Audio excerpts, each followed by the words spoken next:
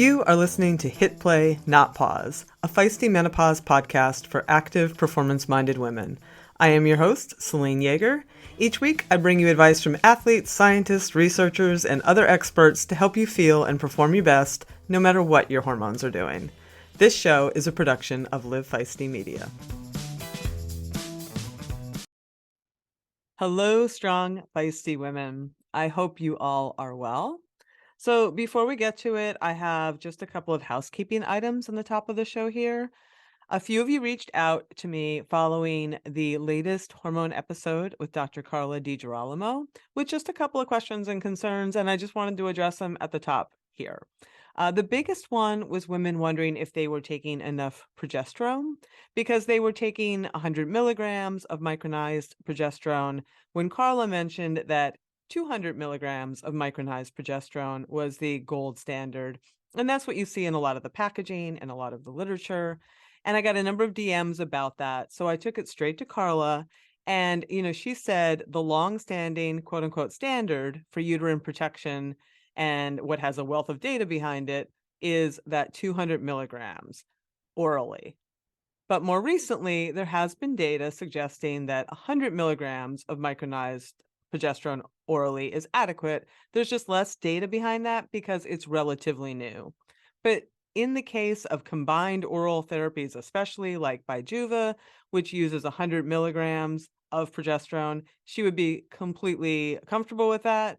And of course, you can always talk to your doctor for their reasoning behind their dosing, which she also suggested in that show.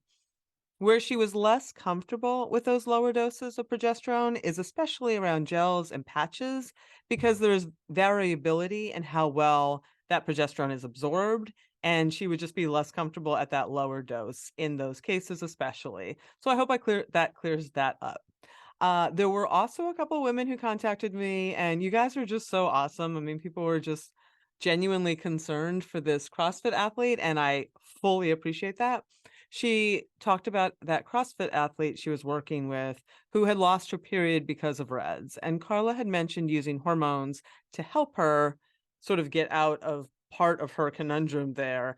And a few of you were concerned that Carla was using hormones to quote unquote mask the REDS, which that's all on me for not making it more clear. In this case, the athlete has a whole team working with her. And as Carla mentioned when I talked to her about this, she's like, it is definitely the first line of treatment in solving REDS is getting to those underlying fueling and training issues. 100%. Carla is coming in as the endocrine specialist here and is really just trying to get some estrogen back into that athlete's circulation. So I hope that clears it up as well. And I am also wishing the best for that athlete because as we have talked about many, many times on this show, we take low energy availability and relative energy deficiency in sport very seriously here. All right. Thank you for your messages. You all are really the best.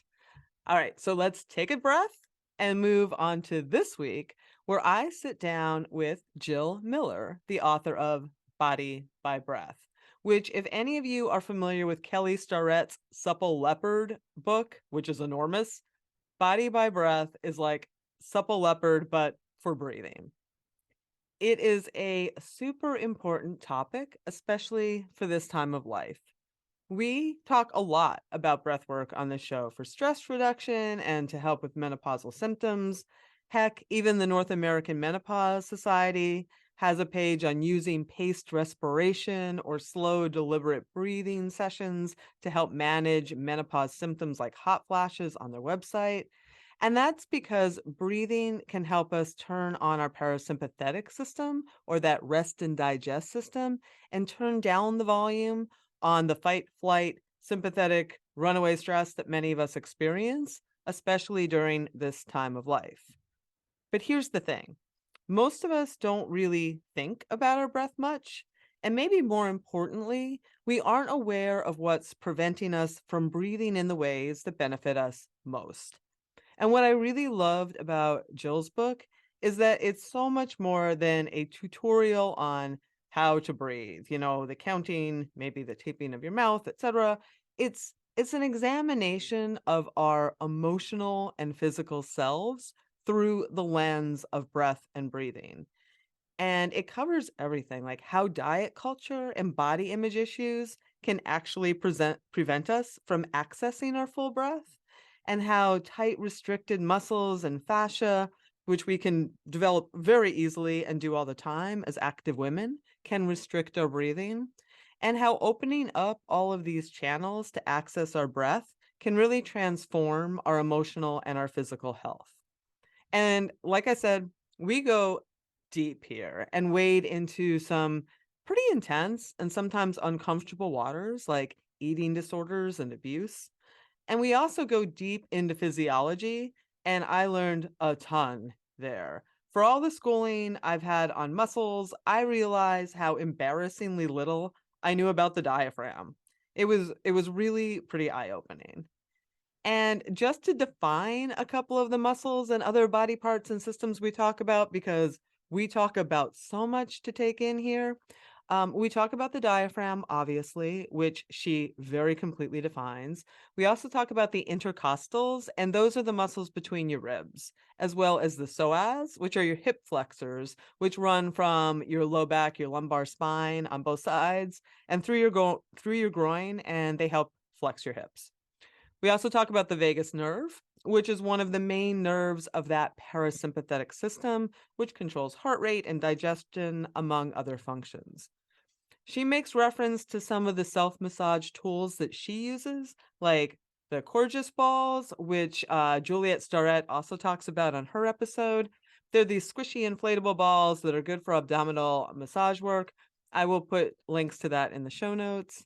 And though this book is particularly new, Jill Miller is not new. She has been around for decades. She is a longtime certified yoga therapist and the co-founder of Tune Up Fitness Worldwide, Yoga Tune Up, and the Role Model Method. She has trained thousands of movement educators and clinicians and manual therapists, and she has crafted original programs for 24-hour fitness, Equinox, Yoga Works, and other professional sports teams. She and her team of more than 500 trainers help people live better in their bodies with an emphasis on proprioception, mobility, breath mechanics, and recovery. You can learn more about her, her books, and all of her work at tuneupfitness.com. I'll link that in the show notes. I hope you enjoy this one and get as much out of it as I did. All right, I talked a lot here, so just a couple of notes. Due to popular demand, we're having another Feisty Menopause performance retreat in Lake Nona. It will be November 16th through the 18th. The last one was amazing, so I'm sure this one will fill up fast. You can check that out at feistymenopause.com. While you're there, sign up for my free weekly newsletter with all the menopause info you need to know. You can follow us on Instagram and Facebook at Feisty Menopause. And thanks to That's It, Fruit Bars and Healthy Snacks for their continued support of this show. I have really been training my gut for this upcoming 70.3 Ironman, which for me has meant trying to get in 200 to 250 calories an hour. And it's been going really well. And I appreciate having That's It bars as part of that program because they are so simple. They are literally one or two ingredients like figs, dates, and blueberries. No added anything to upset my gut. I really appreciate that. So thanks, thanks, That's It, for your support of this show. All right, enough of me. Let's have a few words about those awesome sponsors and get on with the show. All right. Well, Jill, I am first, like, congratulations on this book. I have written books, and my lord, that is, Oh, it is a giant book that you have created here. How long did it take? thank you for asking. So I started creating source material. I had created a core integration immersion about 18 years ago, which some of those writings, I mean, obviously have been gone over 1,000 times over, Yeah. but some of those original notions, some of the kernels were in that original training Wow. manual from 18 years ago. This body-based approach to gut work, breathing, highlighting the respiratory diaphragm, this has been part of my path for decades. But actual writing material started probably about 18 years ago, and then a second heaping of that. As soon as I had finished writing the role model, I started to finish another course called the Breath and Bliss immersion. So that original immersion was called the Core Integration immersion. Then the second immersion that centered this type of work was called the Breath and Bliss immersion. And right around that time when I was developing that course or finalizing that manual, Victory Belt, my publisher, they wanted a second book from me. And this was the book I had always wanted to write. So Body by Breath was, I didn't have the title, but I knew that this was the work I wanted to put out in the world. But when Victory Belt originally approached me about the first book that I wrote, they said, write a book, we'll publish it, write anything, we'll publish it. And I knew that self-myofascial release was a rising trend, and I had a very specific perspective on it. And I thought it would probably be a good idea to put that out in the world, because breath wasn't trending at all a decade ago, Mm. at all, except in the yoga space, which is where I was living. Mhm, mhm. But thank goodness for a number of things that have happened culturally. I mean, I don't want to say thank goodness for the pandemic. That was extremely unfortunate, but it really did bring up the dialogue about lung health and anxiety, to this, critical mass. I mean, everybody actually knows what a respirator is now, whereas before only a handful of people probably knew about those. And then with folks like James Nestor really kicking open breath in a general population way, I think this book is coming in at just the right time. Yeah, I agree. It's funny, because I wanted to thank you also for the positivity that you bring to it, because, there is a lot of talk. And in this menopause space, we talk a lot about breath work, using Mm, using the breath, because anxiety is such a huge part, as you're hmm talking about women getting into perimenopause and menopause. Um, but there's a segment of the conversation where the narrative is almost like everyone is breathing wrong and it's killing you. And it like, and I No. hear, you know what I mean? And I hear from my audience, like really stresses them out, because they're like, I'm not doing anything right, including breathing. And, breathing is really important. We can live for days without food or water and, not without breath. So like body by breath, I think is 100% correct and essential. But you bring this nice positivity and stepwise approach to it that I really appreciated. So thank you for that messaging. Thank you.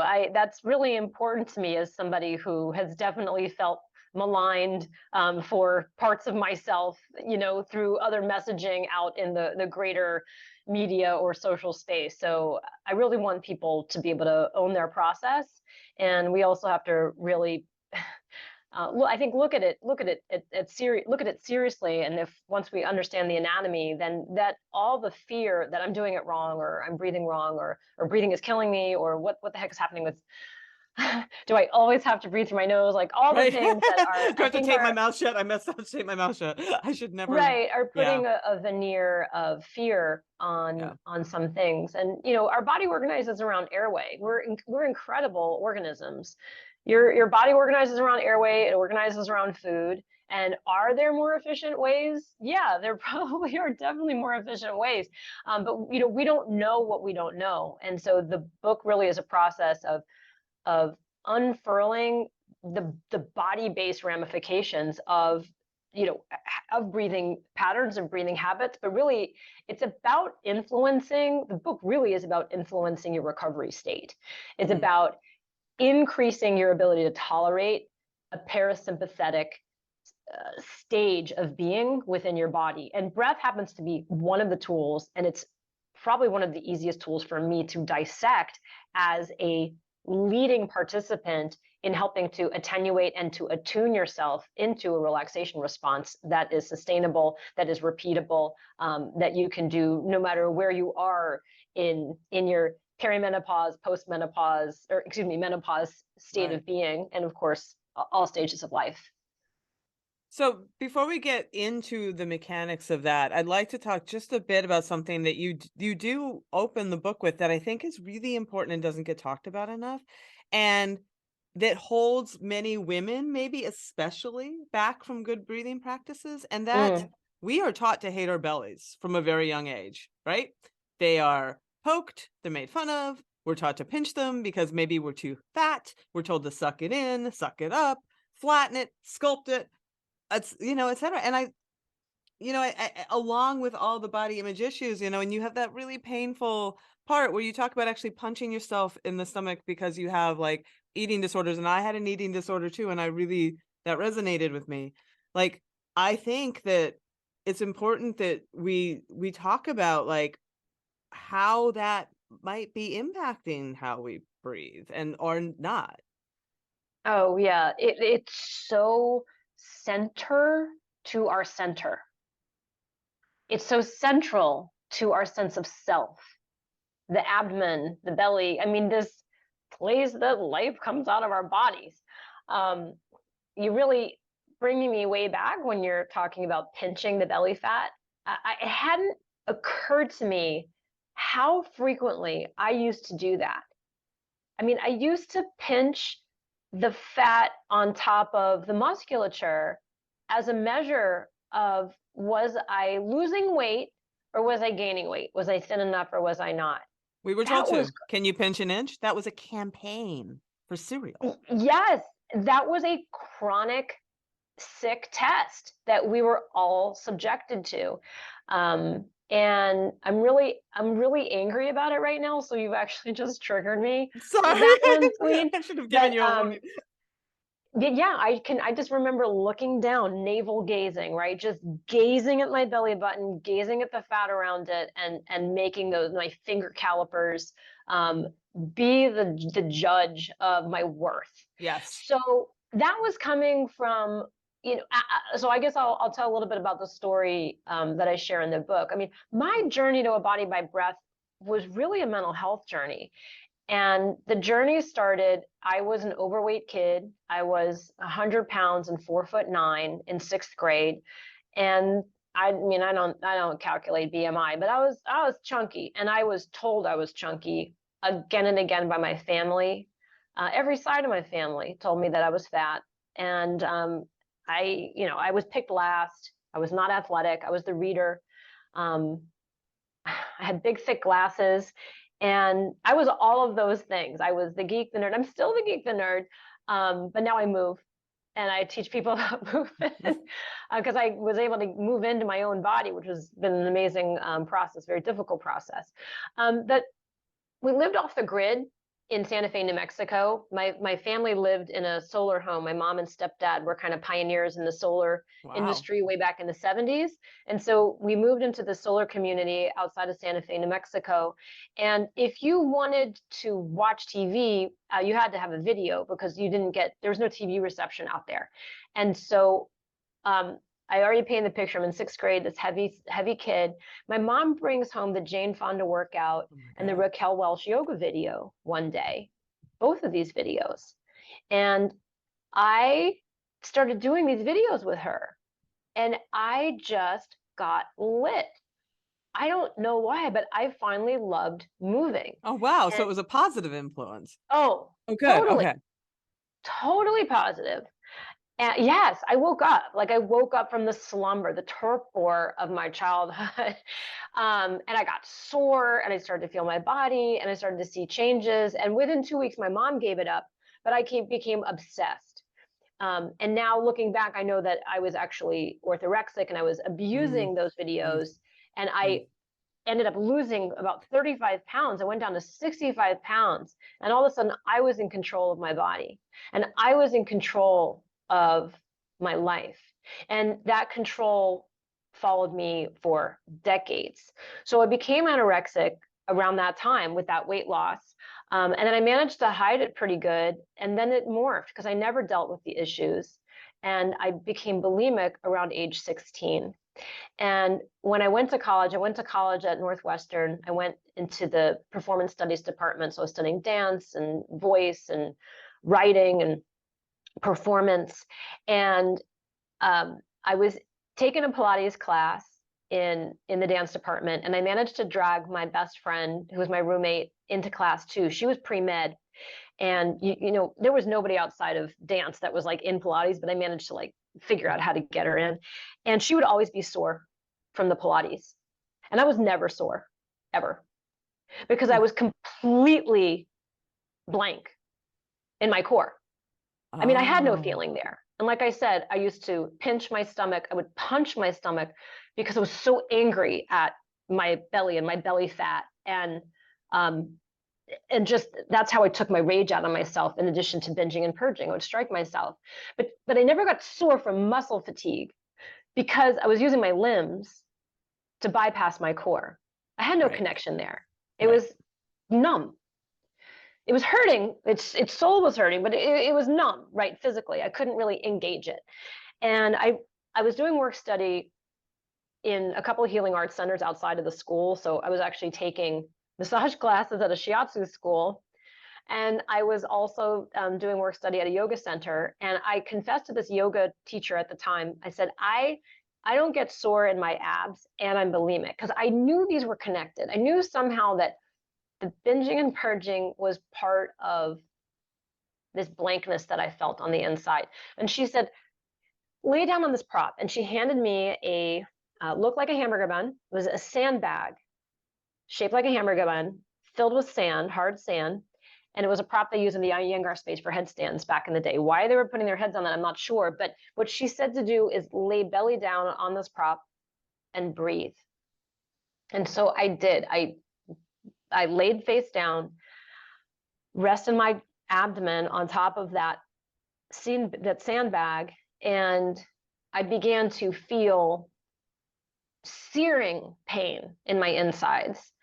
What I now know is visceral pain, like the agony of that pressure from the visceral experience of binging and purging all the time. There was just total chaos in there.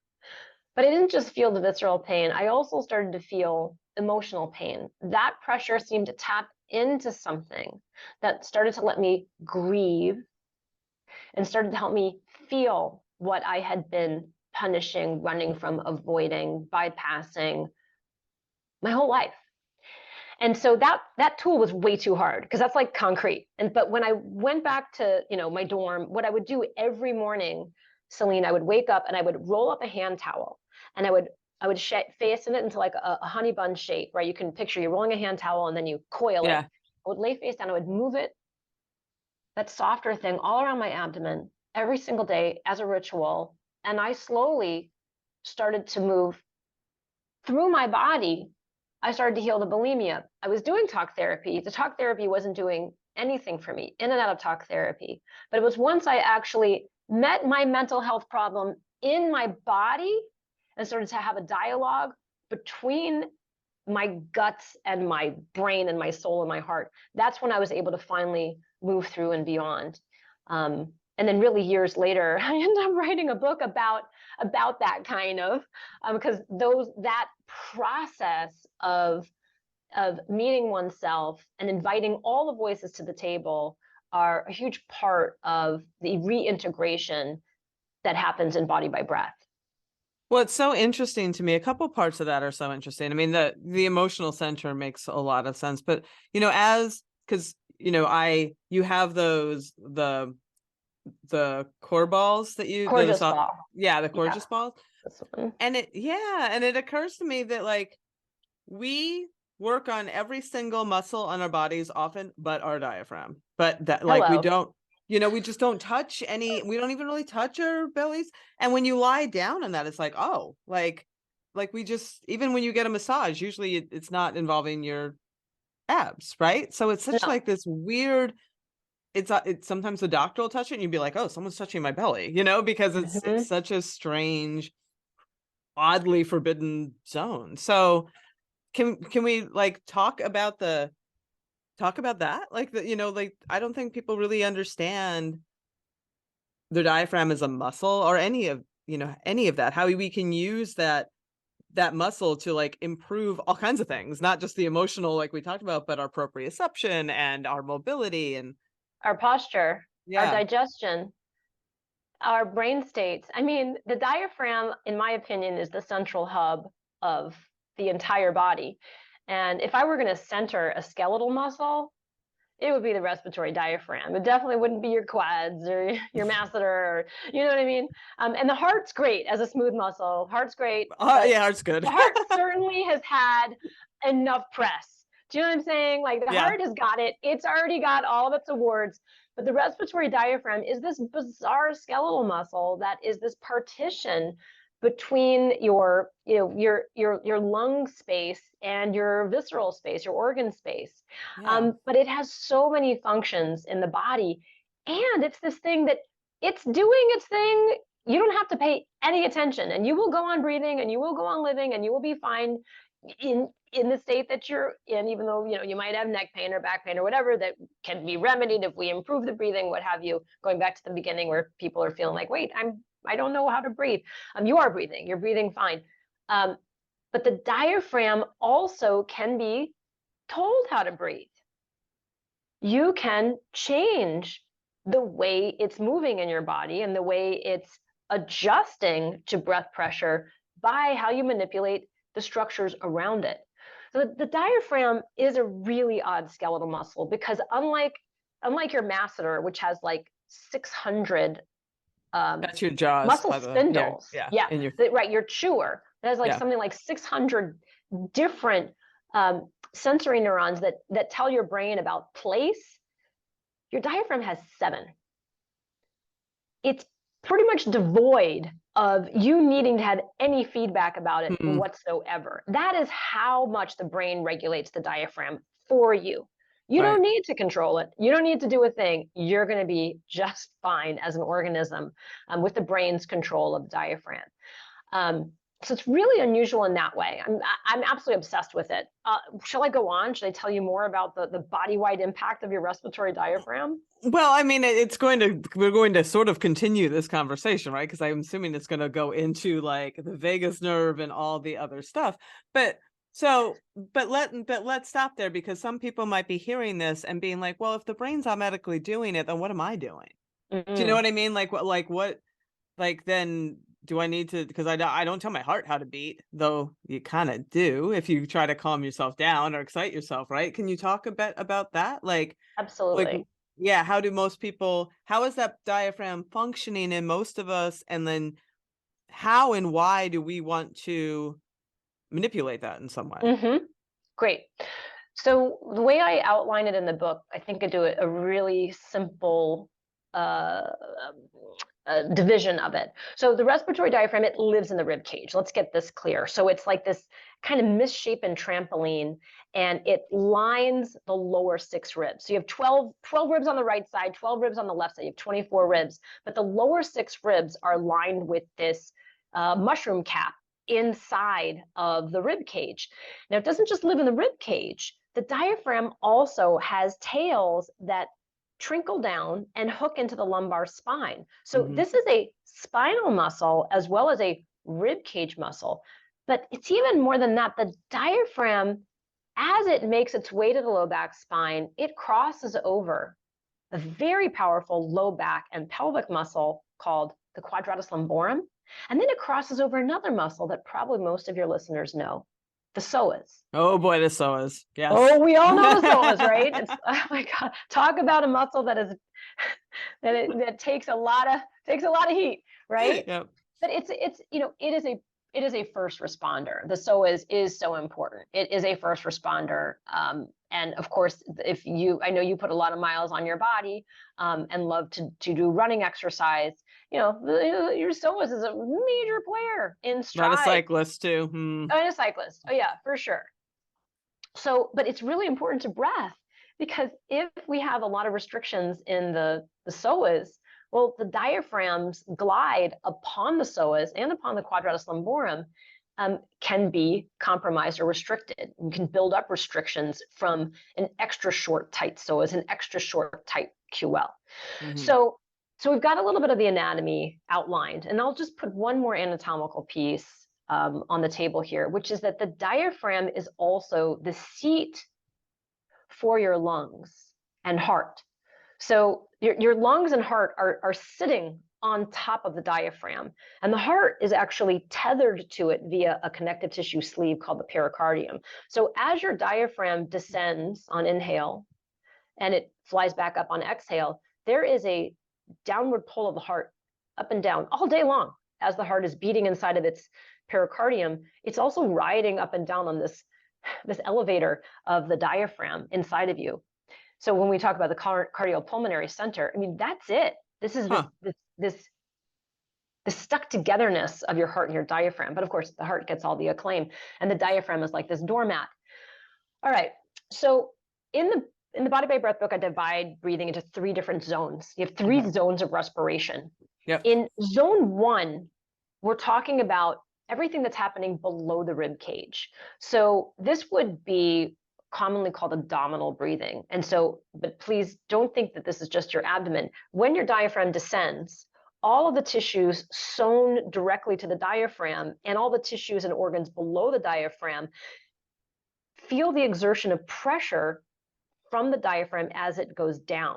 And that pressure bulges the Mm-hmm. abdomen, the low back, the Mm-hmm. waist, the Mm-hmm. pelvic floor. There Mm-hmm. should be some expression of stretch in all of these structures when you take a zone 1 breath or when you take an abdominal breath. I mean, abdominal is the worst term, but it's really the most colloquial term. Yeah. But your low back is as connected to your diaphragm as your quote unquote abdomen is. So we have this circumferential expansion that should happen down there. When we're doing abdominal breathing, we're in a calm state. This is our sleep at rest breath, calm state breath, parasympathetic dominant state. If we move up into the thorax, into the rib cage, we transition into what's called a zone 2 breath, or the zone 2 area of respiration. And zone 2 breathing is a collaboration between your intercostals and your respiratory diaphragm. Remember, the diaphragm, it actually lives in the rib cage. And Mm-hmm. so it collaborates with the intercostals to lift your ribs up on inhale and to help your ribs reset themselves down on exhale. So there's bones flapping in the breeze. You have this inhale, upward pumping, and then this exhale, this downward turning. When we are when we're in our zone 2 breathing, this is a more amplified, excited, sympathetically leaning body. And typically we're doing only a zone 2 breath, like we're exclusively zone 2 breathing, when we are needing to restrict mobility in the lumbopelvic complex. Why would we need to do that? Well, we're lifting something heavy. We're pushing something across the floor. So we have to brace these bones and protect the organs from accident, injury, or insult, right? And so the breath has to happen somewhere, and so it will need to happen in the zone 2 region. And so this is a common athletic breath. The problem with zone 2 breathing for many athletes is they're not getting their exhale out fully all the time. And so sometimes you have ribs that are not so cooperative in terms of going up and down. We can also tread so much in zone 2 that we actually start to cast or shellac our zone 1 in exorbitant amounts of unnecessary tension. So for example, if I don't take the time to allow my zone 1 elasticity to show up, I'm going to become very rigid there. And so I'll end up being a zone 2 breather most of the time, and that will leave me in a very anxious state. And So so you zone see, 1 is higher. no, zone 1 is the gut. Oh, so okay, So, I'm sorry. So we right, haven't gotten to 3 yet. Okay, we're not zone in 1. 3 yet. So no, I'm I just see what you're saying, saying. how would you become a dominant zone 3 Gotcha, gotcha. excuse me, a Yep, dominant zone 2 breather? I So gotcha. a Okay, lot of athletes, many athletes, not a lot, but many athletes may live in a zone 2 dominant state because gotcha, their core muscles are very rigid gotcha. from overtraining Yep. and from not wanting their abdomen to be manipulated for whatever reason. So for example, I teach gut massage and gut rolling. We had this discussion earlier. You know, formerly I was pinching my belly because I hated it and I was measuring the fat, but I wasn't touching it with an understanding of how important this area is for my recovery, for my down regulation, for this elasticity and the tenderness in this area to be prevalent. I have to be able to split my autonomic state. And so if I'm bracing for a punch all the time, or I want to look skinny all the time, I Yep. don't stand a chance. I'm going to live in that zone 2, more Gotcha. aroused state. Yep. Yep. Now, when Yep. that zone 2 becomes problematic, we often start to flip into zone 3. And zone 3 is our in case of emergency zone. And that zone 3 is the stuff of the head, neck, collarbone, shoulders. So that's the the startle breath. That's the shock. That's the fear response. And often that's accompanied with a mouth breath. Yep. And over time, if that becomes a chronic way of processing life, you get a lot of rigidity in your neck, your shoulders. You have shoulder pain. You have frequent spasms in your vocal tract, difficulty swallowing, never feeling like you get a complete breath, air hunger, and high anxiety. So each of these zones have an analog in your nervous system, and it's not tenable to maintain zone 3 breathing for long bouts. Obviously, you use it in sport. That last push, that last exertion, it's critical. Like, get that last bit of air in. Good luck getting it out. But that's sort of the story of the zones. And ideally, we want to try to modify the unchecked tensions in zone 3, and then be able to have a real facile, elastic relationship between zone 1, zone 2. Gotcha. So and maybe we'll get to that. Like, is that part of your specific practice, in helping people to do that? Like Yes. okay. Yeah, in the book, there are 4 different ways that I address these zones of respiration, as well as the nervous system, the vagal innervation Yep. into each of these zones.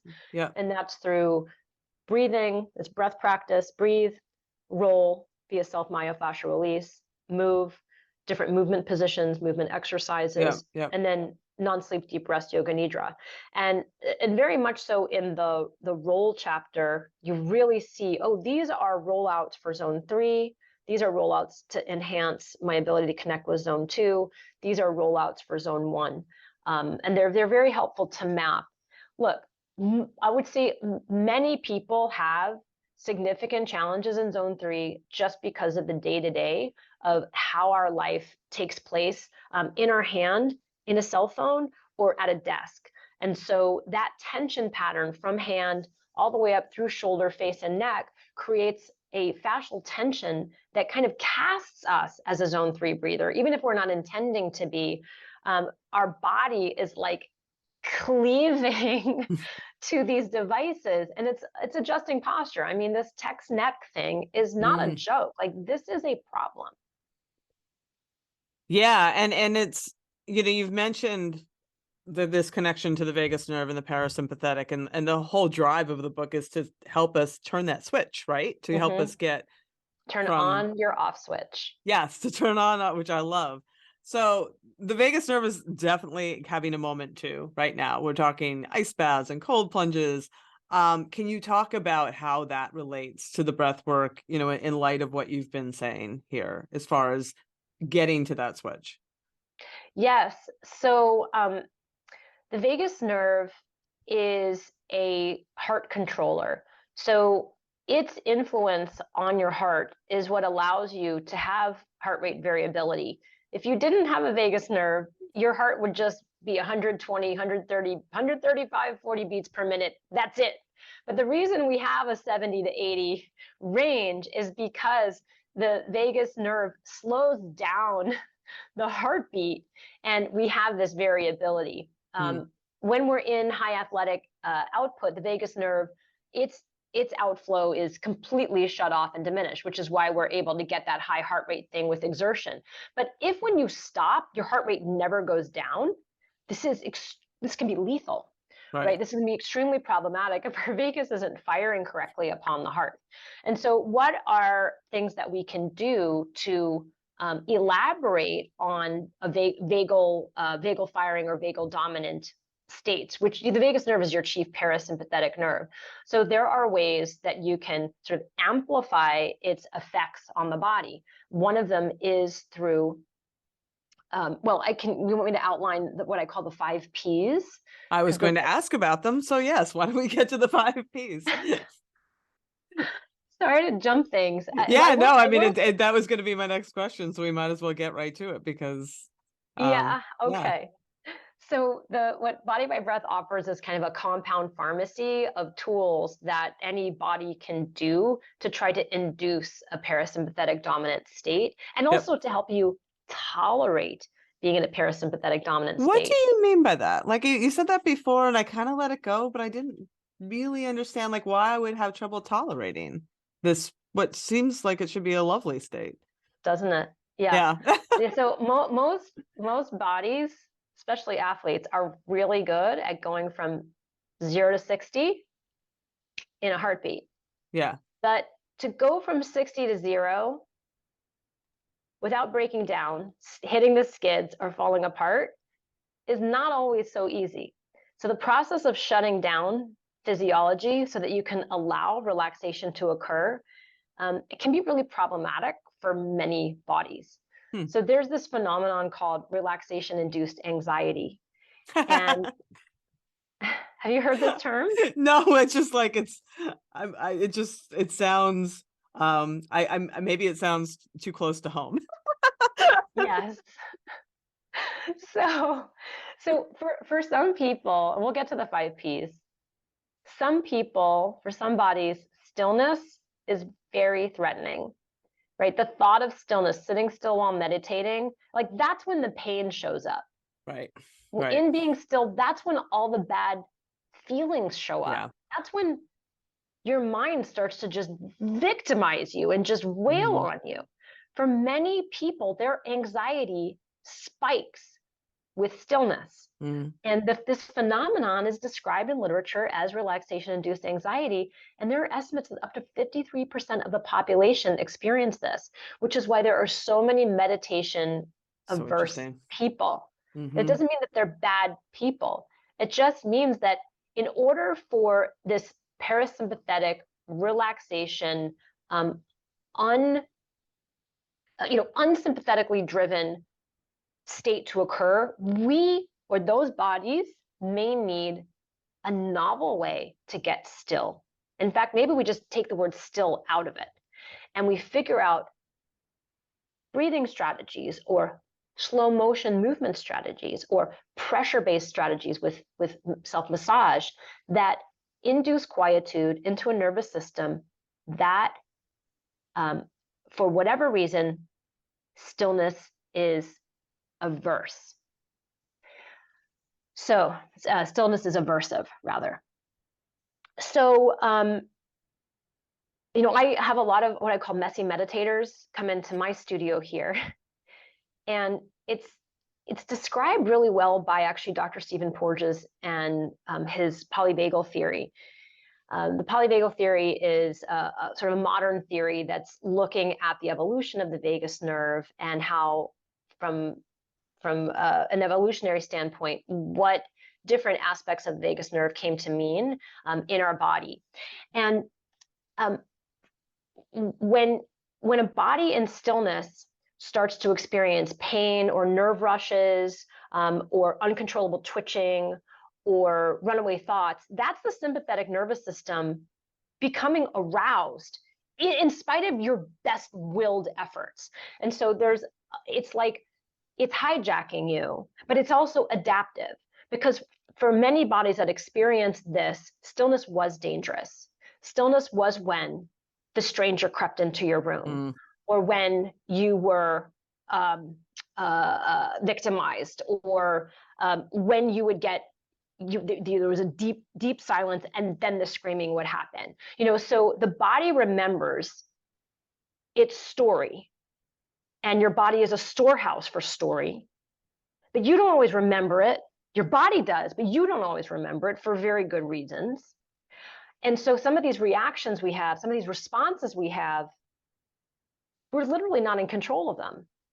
And so really the book tries to embrace that anxiety body, to not shame it, to not say like, you're not a good relaxer or you're not a good breather. It's adaptive. And so let's work with it.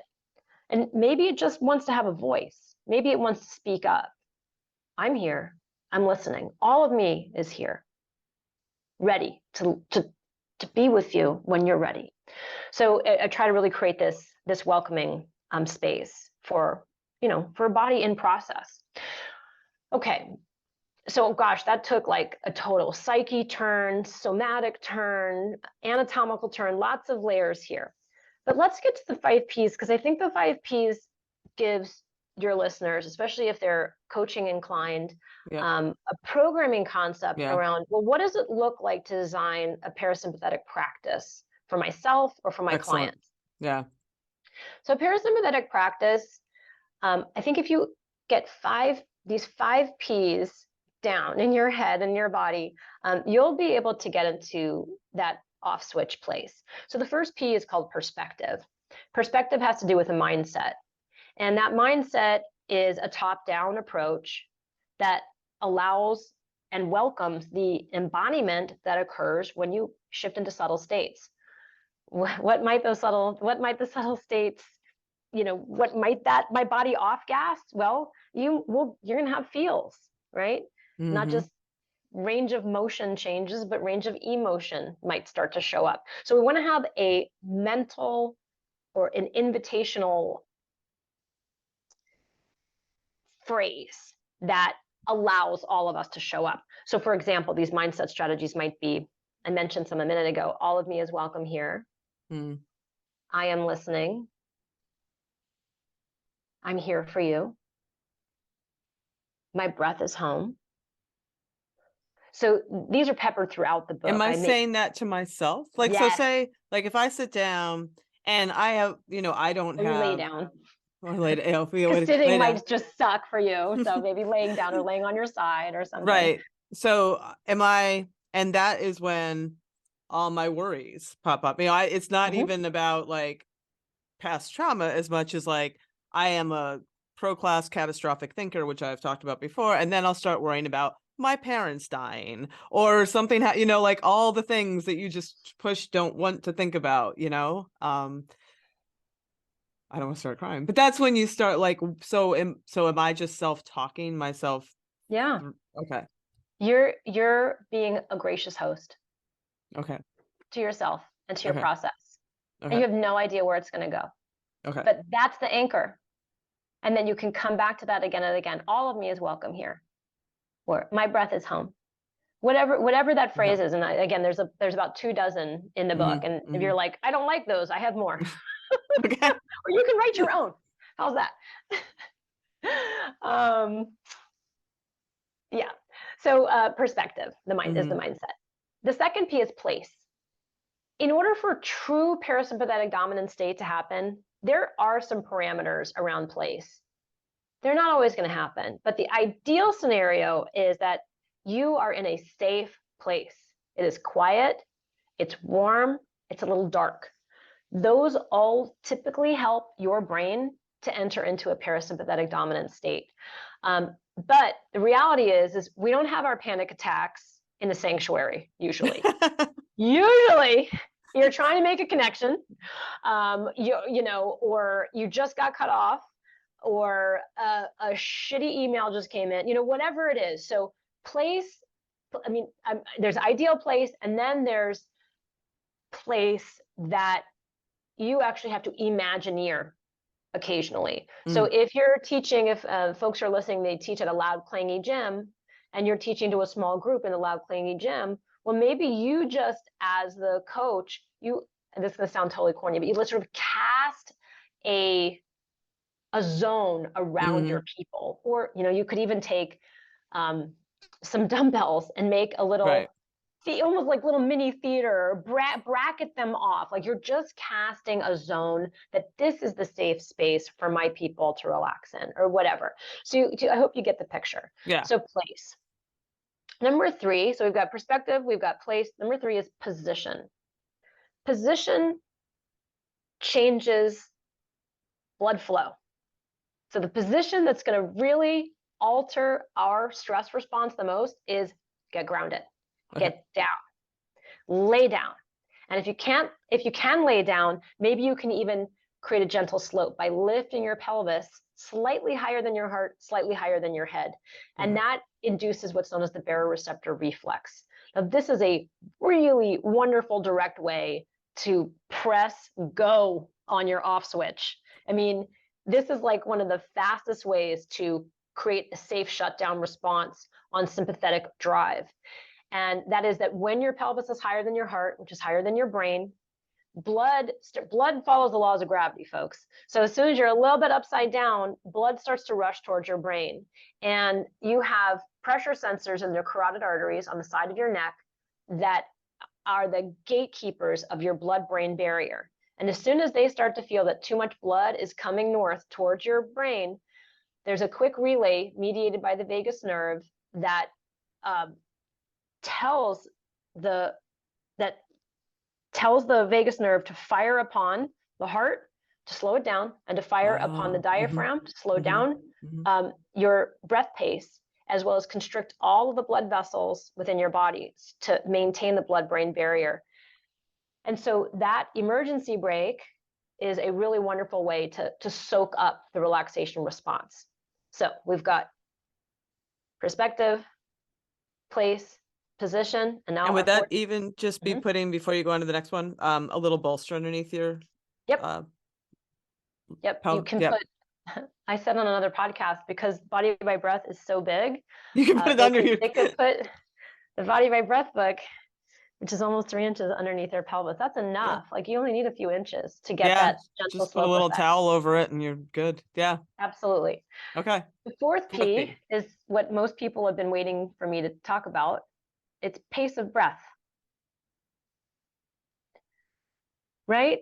Yep. The book's called Body by Breath, and I'm at the fourth P before even talking about breathing. But the pace of breath, or we could call it pneumatic pacing to get more P's in there, is typically we become vagal dominant when we extend our exhalations so that they are longer than our inhales. So no Mm. matter what the duration of your inhale is, as long as you're going longer with your exhalation time frame, you're going to be accelerating the input of the vagus onto the heart, which will decelerate the heart rate. So that's blow out the candles. Inhale. Blow out the candles. Right? So the exhale is always longer. Now, there are paradoxical breath patterns that flip that. They're really fun to do. They're in the book. But just think, in the most part, just get the exhales out. Mhm. And then the fifth P is palpation. Mhm. That's the self massage. And I could couple palpation and pressure so that we have two P's in that final P.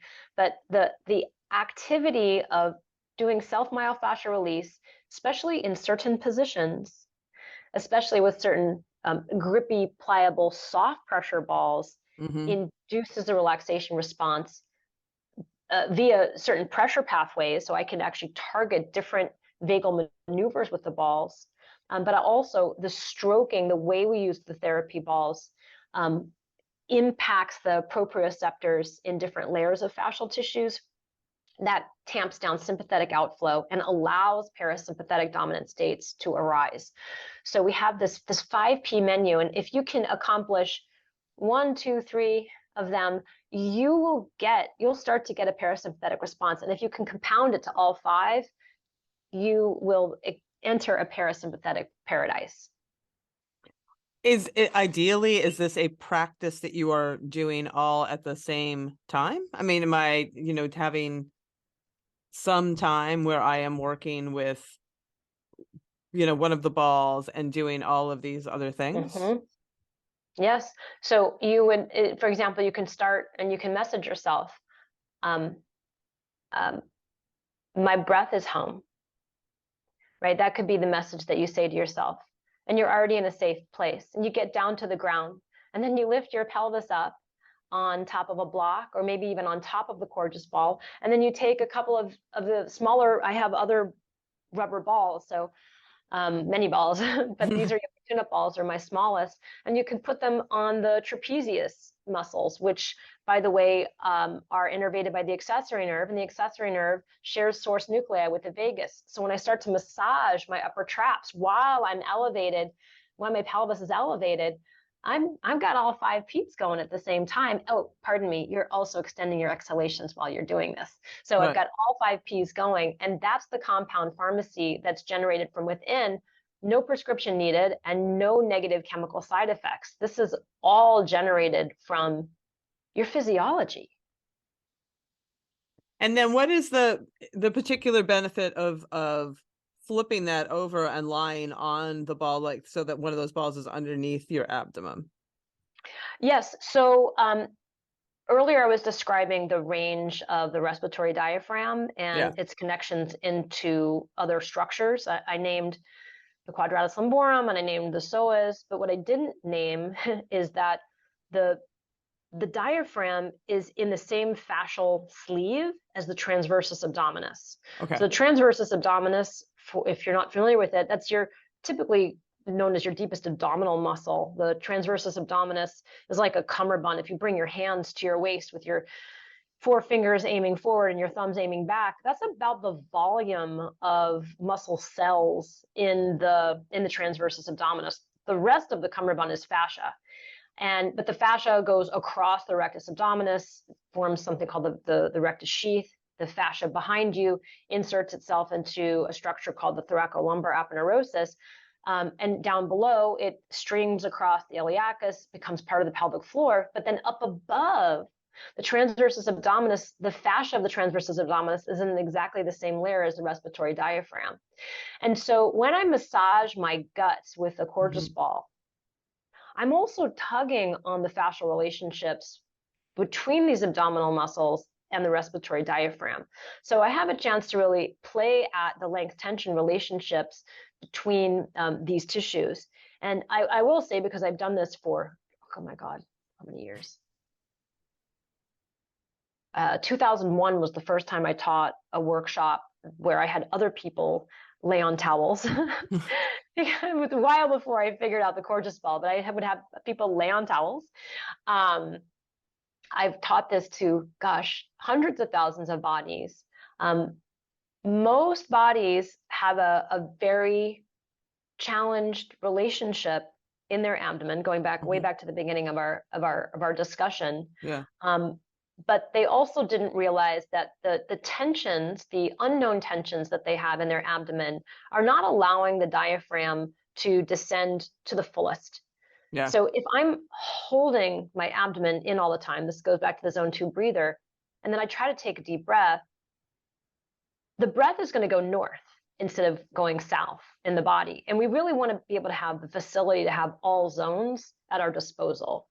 So the benefit of laying on a Corgis ball on your side or on your front or even on your back and your thoracolumbar fascia is identifying unknown regions of tension in these zones that are inhibiting the full range of respiration. Now, that full range of respiration includes movement of the back muscles too. I mean, And the low pelvic back floor, pain, right? what's that? And the pelvic floor, correct? I mean, you've got Yes. women in this demographic, particularly, I think, that have very clenched, tight pelvic floors because of all kinds of issues. Um, and it occurs to me that that is playing into this as well. I am literally sitting on a yoga tune-up ball on my pelvic floor while we're talking Celine, if I'm being perfectly honest here.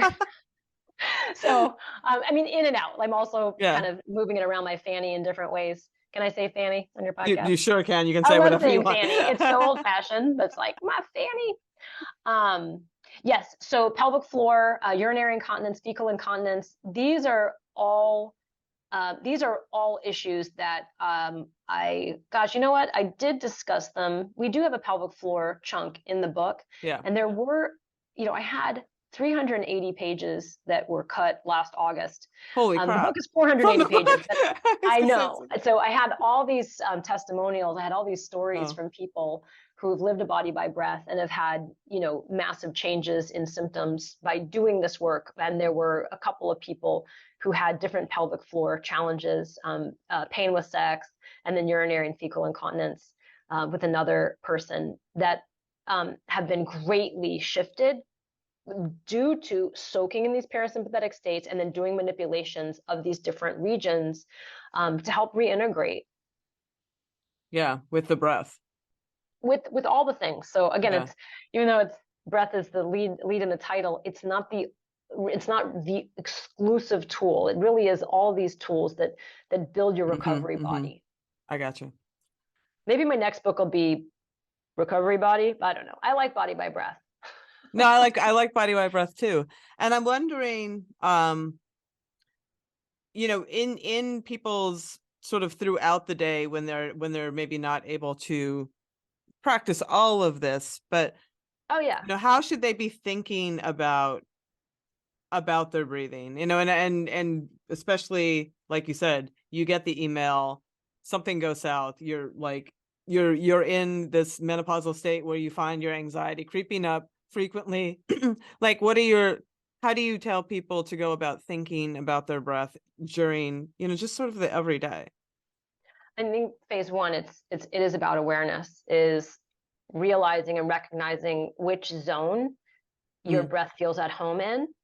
And then, uh, especially if it feels like it's stuck in zone two mhm, or zone three, then trying to work with your body in a way that you can migrate it into a different zone. And if you don't have the tools, you don't need to have the tools.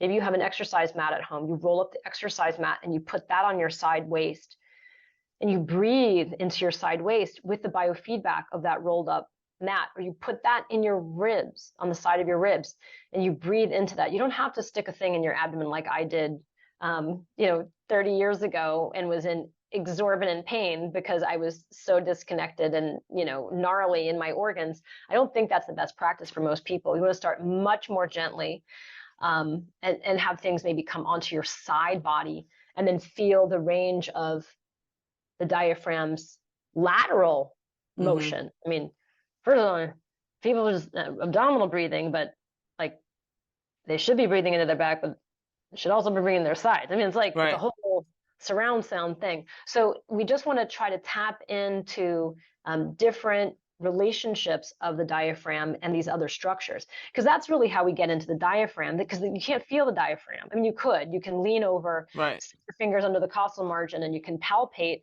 the muscle, but the muscle's not going to give you a lot of feedback because it's just kind of like, hey, I don't have these muscle spindles, but all these other muscles that I'm connected to do.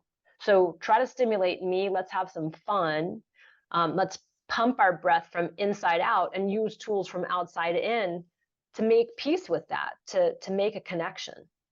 And you'll also get a benefit because you're talking about the connection to the lumbar spine and to the psoas and to all these things. I would think that the next dot that could be connected there is it will help your mobility. Oh my gosh, your performance, because you're refilling your tank and you're improving your recovery resilience, your output, your strength, your length tension relationships in all these muscles will be balanced and you'll be able to get better contractions. I mean, Right. some of the evidence we have on the rolling is that the rolling somehow induces better motor control and better torque out of those muscles. So rolling is very beneficial to the output. Couple that with soaking in the relaxation response, Right. you really restore yourself. You truly regenerate, and your next game or your next race is just that much better. And then you have something that you can do on your own. You don't need to rely on other people to fix you. You don't need to rely on other specialists to keep patching you together. You have a protocol that works for you, and it can evolve over time as our bodies are aging and changing in Mm. these grand phases of our life. So I mean the book is very big and we could go on for many hours to talk about this. I am so grateful for your time. Is there anything that we have not covered that you wanted to make sure that the audience heard about any of Yeah, I this? mean, I do want to say, so I am perimenopausal right now myself. I entered Mhm. into perimenopause during the pandemic. I thought I was going insane. I was having rage, uncontrolled rage. That, I mean, yeah, the pandemic sucked, but what was happening inside of me, it felt like it was way bigger than the pandemic.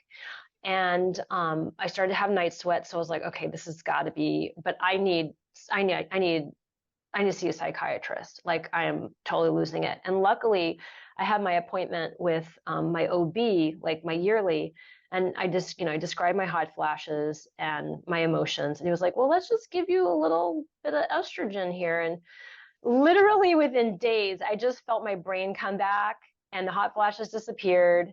And it was such a relief because I didn't know how I was going to parent and I didn't know how I was going to finish this book.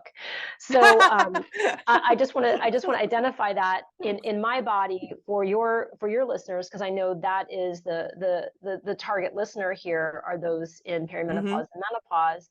And it's been very exciting to me to be in this phase of my life and to see the changes in my body, and to also see how my practices are or aren't supporting those shifts. Um, and so far, so good. I mean, my sleep is much better if I actually do exertion based activities as well as the recovery based activities. So I would say that, the resilience thing is ultimately, and I know that a lot of your listeners are already high end athletes. If you haven't added this side of your resilience spectrum in, it's not just about continuing to push, Yeah. and PR, but make your PR, make peace with recovery, and I promise you, you will have some newfound zest in your output, and it will help with sleep. Yeah. No, that's a great way to wrap this up. And I had a woman on my podcast, Dee Dee Griesbauer, who is a 52, and she just won Ultraman, which is a 320 miles of swimming, biking, and running. But she said, and she said that all those things that you considered marginal when you were like 35 perhaps are now maximal. Like, you must maximize that piece, the recovery, the sleep, the parasympathetic. So it has to be um, the most important thing on your training schedule. There you have it. You said it, Celine. Thank you. Well, that's our show. Come on back next week when I had the absolute honor of sitting down with one of my favorite artists and illustrators, Lisa Congdon, who is also a cyclist and a bike racer, who, after getting blindsided by menopause, is now at 55, smashing her previous records thanks to changes she made in her training and lifestyle. We talk all about that and so much more in this show. So come on back for that one. And until then, as always, stay feisty.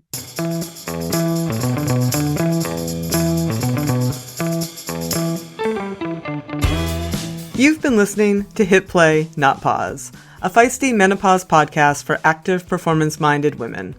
I'm your host, Celine Yeager. The show is edited and produced by the strong, talented, and amazing women at Live Feisty Media. Follow us on social media at Feisty Menopause. And please help us spread the word. Screenshot and share this episode on your social media channels with the tag @FeistyMenopause. Share the show with your friends. And please subscribe, like, review, and rate this show wherever you get your podcasts.